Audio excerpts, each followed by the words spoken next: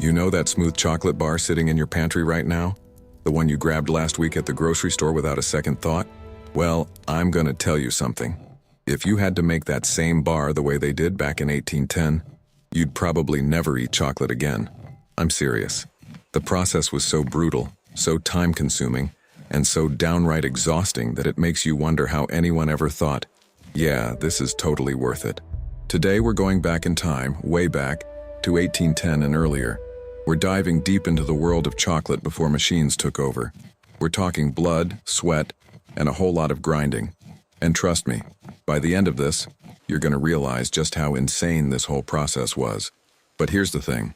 There's something about the way they made chocolate back then that's gonna shock you. Stick around, because what I'm about to show you is the real deal. Let's start from the very beginning. And I mean the very beginning, because chocolate doesn't just magically appear. It starts in the jungle in the thick, humid tropics of Central and South America, on a tree called Theobroma cacao. That's the scientific name, and it literally means food of the gods. The indigenous people, the Maya, the Aztecs, they'd been cultivating these trees since around 1500 BC. We're talking ancient history here. Now the cacao fruit itself, this round, bright red fruit, smooth and shiny like something straight out of a fairy tale, crisp, slightly tart, with that satisfying crunch when you bite down. You could almost picture Snow White biting into one of these things. That's your cacao right there, folks. This beautiful apple-like fruit hanging from trees in the dense rainforests of Mexico, Guatemala, and Ecuador. And that's where our chocolate journey truly begins. But getting to the good stuff? Man, that was a whole different ballgame. See, back in 1810, there were no chocolate factories, no conveyor belts, no machines humming away. If you wanted chocolate, you started from scratch. And I mean literally from the tree to your cup, because yeah, back then chocolate wasn't something you ate, it was something you drank. Solid chocolate bars wouldn't exist for another 37 years. So let's walk through this brutal process step by step. First, you had to get the cacao pods off the tree. These pods don't grow on branches like normal fruit. No, they grow directly on the trunk of the tree and on the thickest branches. It's called cauliflory, and it looks bizarre. Like the tree has some kind of weird growth all over it, and you couldn't just yank them off. You had to use a machete or a specialized curved knife to carefully cut the pod away from the tree at the base, without damaging the flower cushion. That's the spot where future pods will grow. Mess that up and you've just destroyed the tree's ability to produce more cacao. Farmers in the 1700s and 1800s couldn't afford to waste trees. Each pod is about the size of a small football, shaped like a rugby ball, with a hard, thick shell that's ridged and bumpy. The color ranges from yellow to deep purple depending on ripeness. A single cacao tree only produces about 20 to 30 pods per year, and each pod only contains about 30 to 50 beans.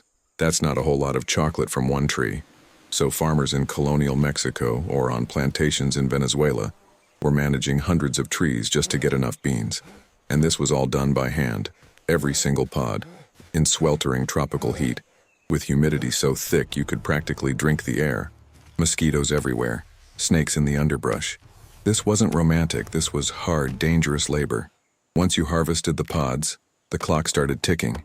You had to crack them open the same day. Why? Because if you waited, the beans inside would start germinating or fermenting prematurely, ruining the whole batch. Workers would sit on the ground and whack these pods open with a wooden club or the blunt side of a machete. You had to be careful. Hit it too hard and you'd damage the beans inside. Too soft and you'd be there all day trying to break through that thick shell. Inside, you'd find this weird, slimy white pulp surrounding the beans. The pulp was sweet, actually pretty tasty, kind of like a tropical fruit. Some people ate it. But for chocolate makers, that pulp served a different purpose. The beans themselves at this stage look nothing like what you'd expect. They're pale, purplish white, covered in sticky mucilage. They don't smell like chocolate, they don't taste like chocolate. If you bit into a raw cacao bean straight from the pod, you'd spit it out immediately. Bitter as hell, astringent, absolutely unpleasant. Now here's where things get interesting. Fermentation. The beans, still covered in that white pulp, were scooped out and piled into wooden boxes or heaps on the ground, then covered with banana leaves. And then you just waited for 5 to 7 days.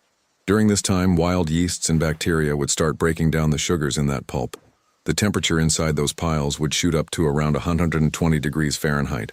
sometimes hotter. You could feel the heat radiating off these piles. And this is where the magic happened. The fermentation process triggered chemical reactions inside the beans themselves. The color changed from pale to brown. The bitter compounds started breaking down. Precursors to chocolate flavor began to develop. Without fermentation, you don't get chocolate flavor. Period. But this wasn't precise science in the 1800s. There were no thermometers, no measurements, no lab equipment. It was all done by feel, by experience, by tradition passed down through generations. You'd turn the beans every day or two with your bare hands to make sure they fermented evenly. Too little fermentation? Your chocolate would taste harsh and acidic. Too much? It'd be bland and flavorless. The Maya and Aztecs had perfected this process centuries before Europeans even knew chocolate existed. When Spanish conquistador Hernán Cortés encountered chocolate in the court of Moctezuma II in 1520, he witnessed this fermentation process. Though he probably had no idea what he was looking at, the indigenous people had it down to an art form. After fermentation came drying. The beans had to be spread out in the sun, usually on large wooden platforms or mats, and left to dry for 2 to 7 days. The goal was to reduce moisture content from about 60% down to around 6 or 7%. Why? Because wet beans would grow mold during storage and shipping.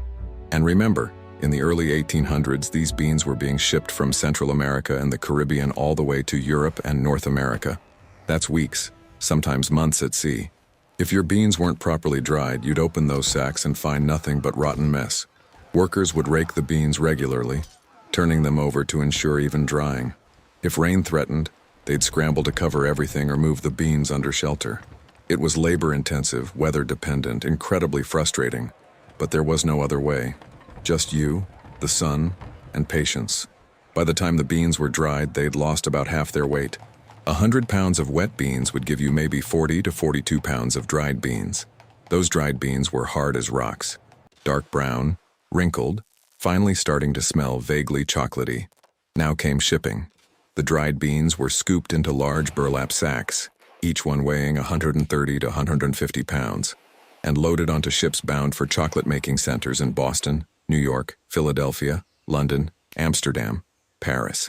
And here's something we need to talk about. A lot of cacao production in the 1700s and 1800s relied on enslaved labor. The Spanish had established plantations using forced labor systems. As production expanded into the Caribbean, the labor conditions remained brutal. That cup of chocolate some aristocrat in London was sipping in 1780. It came at a tremendous human cost. All right, so the beans have finally arrived at a chocolate maker's workshop. Maybe it's a small operation in colonial Boston, run by John Hannon or Dr. James Baker. Yeah, that Baker, as in Baker's Chocolate. Or maybe it's a shop in Philadelphia or New York where chocolate making was already thriving by the late 1700s. First thing, inspect and clean the beans. You dump them out and sort through by hand, picking out debris, twigs, stones, bits of burlap, sometimes even machete blades that got mixed in during harvesting. You'd also remove any flat, broken, or moldy beans. Tedious work, but necessary. One bad bean could ruin an entire batch. Next came roasting. The beans were spread on a large flat pan or griddle, clay or metal, and placed over an open fire or in a wood-burning oven.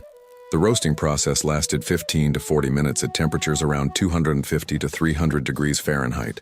This wasn't precise, there were no oven thermometers. You roasted by smell, by sight, by sound. The beans would crack and pop like popcorn. The color would darken.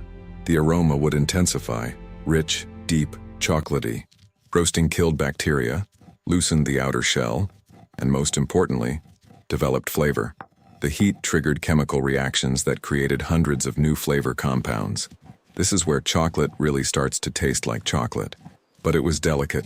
Roast them too little and your chocolate would taste raw and grassy. Roast them too much and they'd burn. You had to know your beans, know your heat source, pay close attention. After roasting and cooling came winnowing, separating the shell from the meat of the bean, called the nib. The roasted beans were cracked open, either by hand or by passing them through a simple cracker, basically serrated cones that crushed the beans without pulverizing them. Then you'd use a fan or just blow on them to separate the light shells from the heavier nibs.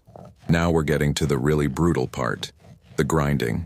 And this is where the whole process became an absolute nightmare. The traditional method, used by the Maya and Aztecs for centuries, involved a tool called a metate. Picture a large curved slab of volcanic stone, maybe 2 feet long and a foot wide, slanted at an angle. Paired with it was a smaller cylindrical stone called a mano, which you'd roll back and forth across the metate. You'd place roasted cacao nibs on the metate and start grinding. And grinding. And grinding. The motion was horizontal, back and forth, using your body weight to press down. It was backbreaking work, usually done while kneeling on the ground, and it took hours, sometimes days. As you ground the nibs, the friction generated heat.